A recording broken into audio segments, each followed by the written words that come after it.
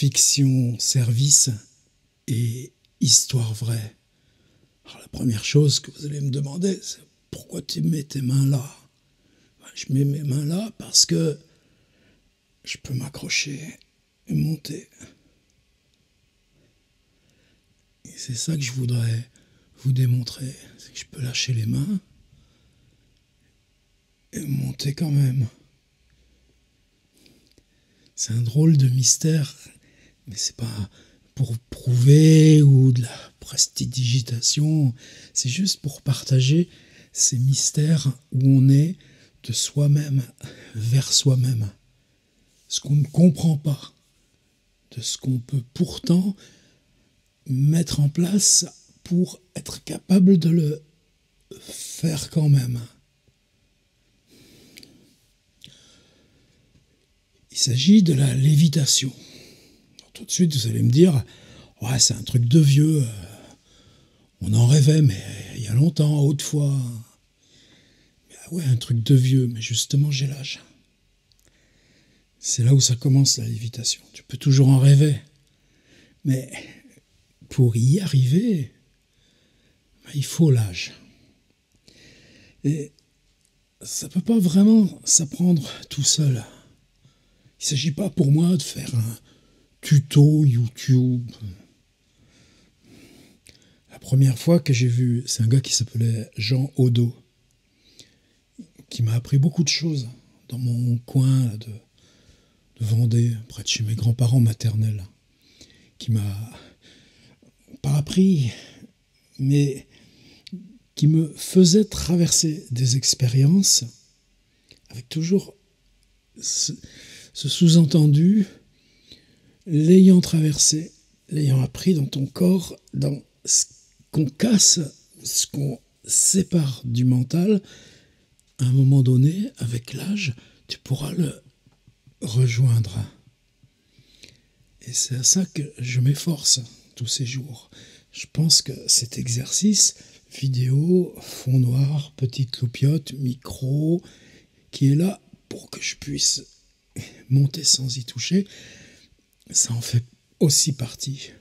Alors, la première fois, c'est un endroit où Jean Odo m'emmenait souvent. C'est pas chez lui. Chez lui, il y avait beaucoup de livres. C'était à Fontenay-le-Comte, près du lycée où il avait longtemps enseigné. C'était un appartement un peu en dédale, un couloir, mais avec des marches pour passer d'une pièce à l'autre. C'était un endroit où c'était pas très haut. Il fallait un petit peu se pencher. C'est la pièce où il avait ses livres, ceux auxquels il tenait le plus, qui lui servaient aussi pour tout ce savoir qu'il emmagasinait, qu'il essayait de nous partager. On n'était pas beaucoup, mais plusieurs. Mais c'est dans une autre ville un peu plus loin. Je vous en reparlerai. C'était une maison dans un coin de rue, un peu en patte d'oie. Devant, ça avait été démoli. Cette maison était vide depuis longtemps. Je n'ai jamais bien compris pourquoi, comment, mais enfin, en tout cas, elle était fermée, elle était en état. Il n'y avait plus de meubles à l'intérieur. Une fois, il m'a demandé d'y passer un mois. C'était une des phases importantes, y compris aussi pour l'écriture. C'est pas des choses qui se séparent ou qui s'opposent. Et l'écriture n'est pas redevable non plus à ces expériences. On peut faire sans. Encore que, bien des copains que j'ai aujourd'hui dans le monde de notre écriture, ils connaissent ce genre de passage. C'est simple en fait. C'est que les apprentissages ne se séparent pas. Donc on était là, dans cette grande pièce vide. C'était le soir. Il y avait ces espèces de lumière du soir. C'est cette heure, juste un peu avant que le soleil se couche. On peut être très mal à l'aise. On a une espèce de poussée d'angoisse. Mais c'est là aussi où lui, il disait l'énergie est horizontale. Et dans cette énergie horizontale, dans cette pièce nue, oui, je l'ai vu qui pratiquait la lévitation. La première fois, c'est comme si ça vous tirait tout le sang hors du corps, toute la triple boyau et tout ça. C'est pas que ça fait mal, c'est qu'on est un petit peu comme paralysé, comme aspiré dans lui qui monte. Pourtant, quoi, 10-12 cm du sol, c'était juste une démonstration. C'est pas ces vols plus longs qu'on peut faire dans le rêve ensuite, mais c'est le même apprentissage. C'est-à-dire, si vous apprenez là, dans la force du jour, dans la lumière horizontale du couchant, dans une grande pièce vide, à savoir rassembler ces points extérieurs devant vous, ces points d'appui à l'extérieur du corps, et vous en servir pour, à ce moment-là, le vol dans le rêve, le retour de là où vous avez voyagé dans l'intérieur de votre rêve, on progresse énormément. Et ça, c'est ce qu'il voulait m'apprendre. Pas lever les pieds à 10 cm du sol. Finalement, c'est banal.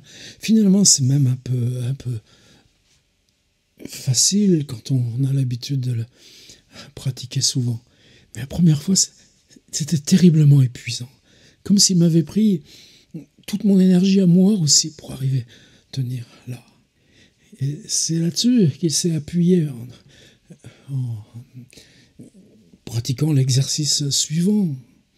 Peut-être pas le même soir, je crois qu'on était revenu un mois plus tard. Il fallait que j'ai récupéré, il m'avait dit. Et là, il s'est mis devant moi dans les mêmes conditions. Je m'attendais à ce qu'il se soulève dans sa lévitation. Peut-être que j'aurais mieux tenu, j'aurais vécu sans angoisse.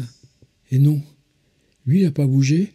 Et c'est moi qui suis monté, les pieds à 10 cm au-dessus du sol. Mais je ne faisais pas d'effort.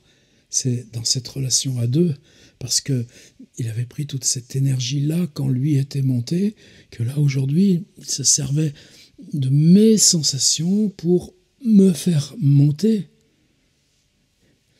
Après, il m'a dit, le reste, tu te débrouilleras seul. J'ai mis longtemps parce que si vous êtes dans une vie trop occupée, puis c'est normal, c'est le cycle ordinaire, c'est tout ce qu'on fait tous, c'est tout ce qu'on fait chacun. Mais là, il y a eu 1 an déjà de premier décalage. Plus m'occuper des cours, des enseignements, des ateliers. Puis ensuite, il y a eu, depuis le mois de mars, le fait de ce silence accru. Je crois que ces perceptions intérieures, c'est l'expérience maintenant la plus commune de dire qu'on a réappris à les connaître. C'est étrange, tous ces savoirs de l'homme qu'on était avant notre propre existence, mais dans des temps qui sont tout proches, tout voisins, et qu'il a suffi de quelques décennies. Les tremblements, la vitesse, les regroupements, les villes, pour laisser s'éloigner. Alors, c'est pas que j'ai voulu apprendre volontairement. C'est que là, j'ai mes dictionnaires, j'ai des livres de peinture auxquels je suis attaché, des livres de photographie, et au-dessus, c'est des étagères, et j'ai une boîte qui comporte des photographies issues de ma famille. En même temps, il n'y a rien de secret là-dedans. Elles viennent, c'est un petit carton noir de photographies qui vient de l'appartement qu'on a dû vider un petit peu avant le décès de ma mère, quand elle était dans cette maison. Mais vous voyez, ça nous emmène trop. Alors, j'avais ces moments de concentration, juste de respiration. Et ces photos, je me suis mis évidemment à les voir avec précision.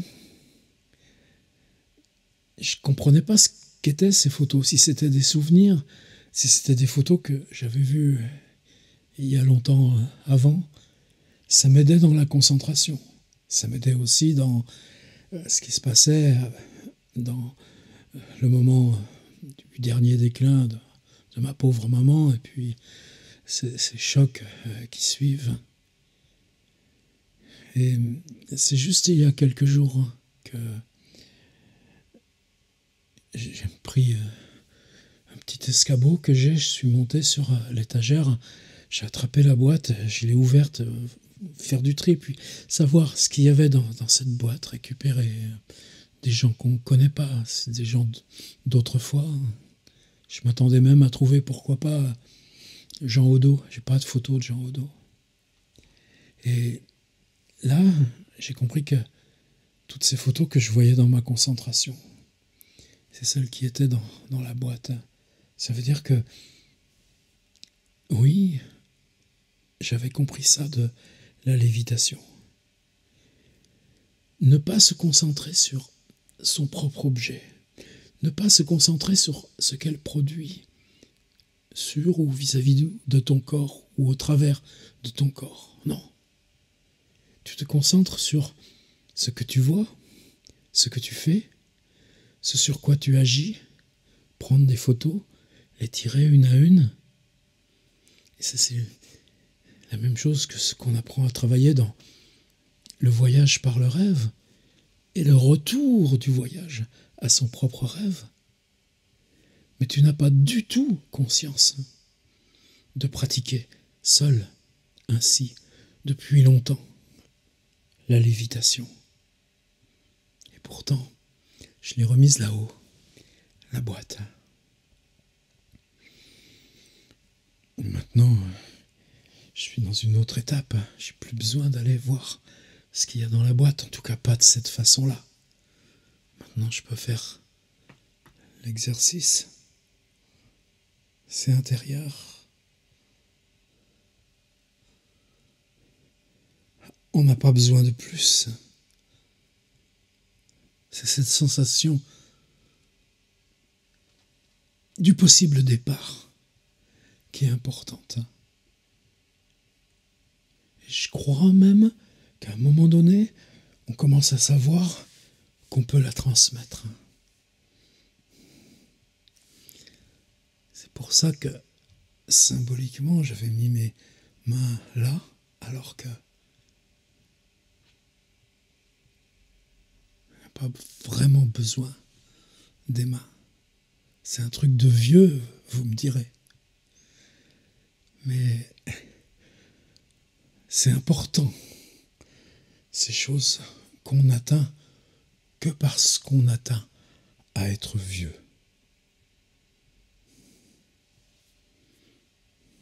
En vous remerciant du partage.